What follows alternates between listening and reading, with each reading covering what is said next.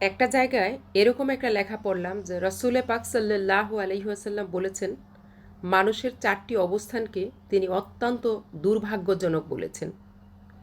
তাহলে আমরা এখন শুনি সেই 4টি অবস্থান কি কি, যেটা মানুষের জন্য অত্যন্ত দুর্ভাগ্যজনক। প্রথমত, চোখে অশ্রু না আসা। কিছু মানুষ আছে দেখবেন, যত কিছুই তার জীবনে ঘটুক সে কান্না করতে পারে না, তার চোখে পানি আসে না। দ্বিতীয়ত হইল তার অন্তর কঠিন হয়ে যাওয়া। হুম কিছু মানুষের অন্তর এমনভাবে কঠিন হয়ে যায়।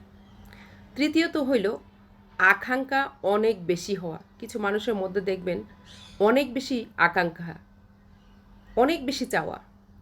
চতুর্থত হইল ভোগ বিলাসের প্রতি লোভ হওয়া। কিছু মানুষ দেখবেন প্রচুর পরিমাণ লোভ, প্রচুর পরিমাণ বিলাসিতা জীবন লাইফ লিড করতে ভালো লাগে। সো সো এই 4 অবস্থানকে রসুলে পাক সাল্লাল্লাহু আলাইহি ওয়াসাল্লাম অত্যন্ত দুর্ভাগ্যজনক বলেছেন। আল্লাহ আমাদেরকে সঠিক বুঝ দান করুক। আমিন।